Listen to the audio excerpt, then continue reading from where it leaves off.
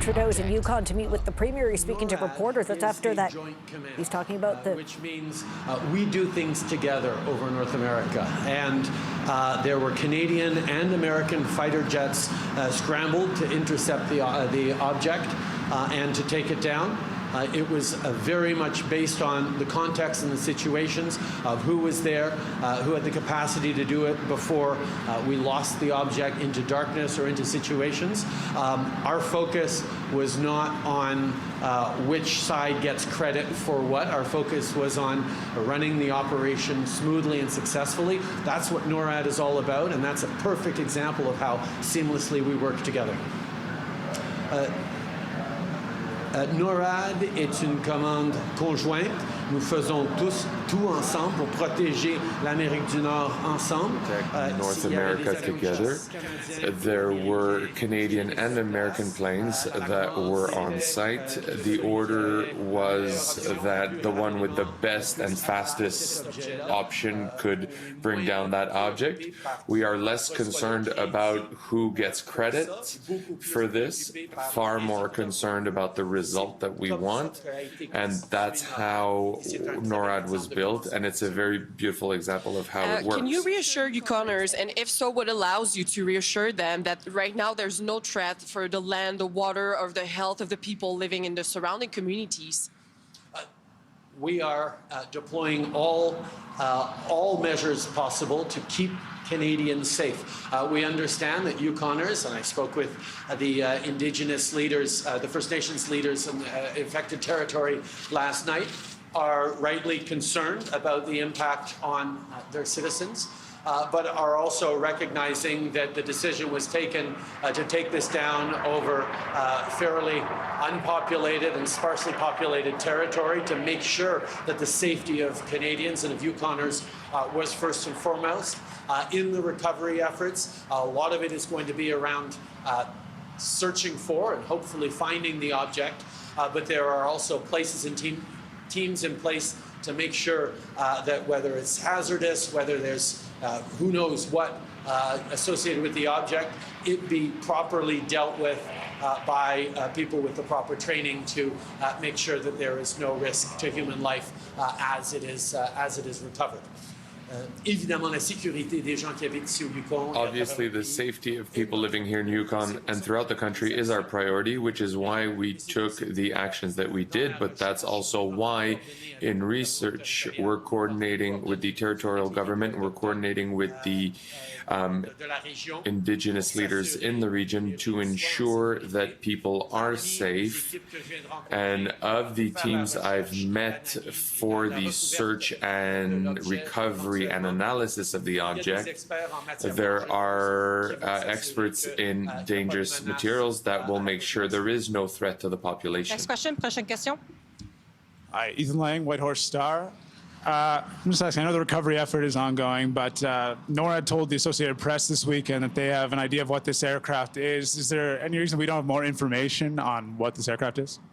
Our focus right now is on recovering it. Obviously, there is much analysis going on at the highest levels of NORAD in both Canada and the United States to try and understand more, to facilitate in the location of the object and to understand better and be able to answer the questions that Canadians have. And as soon as we have more clarity and better answers to give to Canadians, we will be giving them. So this is 3 aircraft shot down this weekend, or this past weekend. Do we have no idea whether this is a pattern or whether these are connected? Well, I think obviously there is some sort of pattern in there. The fact that we are seeing this in a significant degree over the past week is a cause for interest and close attention, which is exactly what we're doing. We've deployed significant resources here to be able to recover the object, as well as diplomatic and international engagements going on to find more information and to get solutions on this. En français, s'il vous plaît. Listen, we're taking this extremely seriously, and I understand that people want to learn more on what's happening, and that's why we deployed so many resources to do the job, which is going to be very difficult to try and locate these objects, or this object here in Yukon. But the analysis being done at Norad by Americans and Canadians, by experts, the diplomatic conversations that are currently happening, I can assure you that the safety, the sovereignty, the integrity of the airspace of North America is a important consideration. And we're working, and as we learn more, we will share with Canadians. Dana Hatherley, Yukon News. Which communities in the Yukon can expect authorities to be dealing with debris, and what can communities expect? We are searching what is a fairly large area that is roughly put between Dawson and Mayo, I believe, is in the area. We are obviously sending a lot of Canadian Armed Forces and RCMP resources to lead on the search in the coming days. But as time goes on, we will for sure have different instructions to give to local outfitters and trappers and people who may be in the area. For now, however, it really needs to be the Canadian Armed Forces leading the recovery efforts, because we, as I've said, we don't know the degree of hazard that could be involved in this object that was downed, and we have to be safe.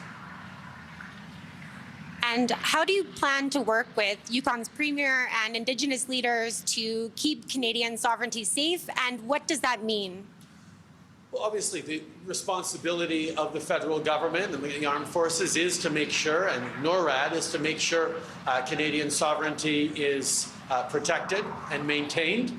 But we do that in partnership. You can't talk about protection and sovereignty in the North without talking about and talking with the people who've lived here for millennia. And that's always been at the core of how we need to operate in the North, how we need to work in partnership with the local communities and local leadership. I have to say that the Premier has been an outstanding partner as we've shared what information we have and keep them apprised, but also leaning in on the chiefs of the territories affected so that they can keep their people safe as well. As is always the case, it'll be about the partnerships and the close collaboration across different orders of government and different sectors that makes things work well in this area. Next question. Bonjour, Laurie Trottier, Laura Boréal. Vous avez parlé de réconciliation hier. You talked about reconciliation yesterday. How will you ensure to consult the Indigenous peoples and First Nations for the C-21 law? First, Minister Mendicino was here to consult directly with the organized event with the communities here to talk about the importance of keep assault-style weapons banned. It's not necessary for hunting, it's not necessary for security. We need to protect public safety, but we need to do it in a way that respects the desire of hunters, but also the fundamental rights of Indigenous peoples. And that's exactly what we're looking to do. I think we all agree that there is too much gun violence in Canada and we need to take action, and we'll do it in a way that respects communities. Vous avez mentionné aussi les minéraux critiques. Question. You mentioned critical minerals. What's the importance of Yukon in the provisioning in Canada? One of the things we're seeing is that Canada is very lucky to have critical minerals throughout the country. So there's a huge amount of investment that will be done, good jobs in mining for years and decades to come. But obviously we know that Yukon has an advance. They have a nice industry developed, a beautiful partnership with Indigenous peoples and First Nations that enables increased development of these elements in a responsible manner. And I'm looking forward to continue discussing with the Premier for the development of critical minerals here in Yukon. Hi, I'm with APTN. I just have one question. You kind of touched on it. You kind of touched on it before, but it's almost 50 years to the day that your father accepted Together Today, which has achieved obviously a lot for First Nations people in the territory. What's your thought on sort of having this historical connection to such an important document? And can you answer in English and French, please? It was extraordinarily moving for me to be able to sit down with chiefs, many of them direct descendants, the children of the chiefs who came to Ottawa. I think of Elijah Smith, I think of Sam Johnston, I think of others who were very much there to meet with my father, to sketch out an incredibly, incredibly ambitious plan for self-government for Yukon First Nations that not only was visionary back then, continues to read as a visionary document for right now.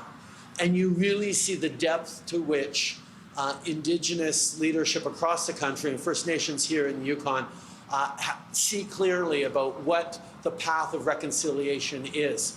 Even 50 years ago, before we used the word reconciliation, the idea of partnership, of shared stewardship, of building a stronger future together where everyone had the opportunity to thrive and to do so in their language, in their culture, with respect for their traditional knowledge as an integrated part of where we're moving forward. The model that was presented to my father 50 years ago led 20 years later to the signing of the first modern treaties in an extremely concrete way that has been an example, not just in Yukon, but for across the country. And it is something for me to be able to be here personally, to see the work that's been done, but it also puts things in perspective. The work of reconciliation, of changing this country, it doesn't happen in one visit or over a weekend or even in one mandate. It happens because people come together, roll up their sleeves, and start the work in a deep and meaningful way. So, as I think about my father, as I'm joined by my son here on this trip to show sort of the generational nature of the work that is being done, there's a lot more work to do. There's a lot of challenges and crises we have to deal with every given day. There are also extraordinary examples of success and progress that have been made that we do need to take time to note and yes, to celebrate. Il y a 50 ans, quand les leaders... Okay, Prime Minister Justin Trudeau speaking in the Yukon today. This is after an incident on Saturday where Prime Minister Justin Trudeau on Saturday spoke with President Biden on the matter of this unidentified unmanned object that flew over the Yukon and violated Canadian airspace.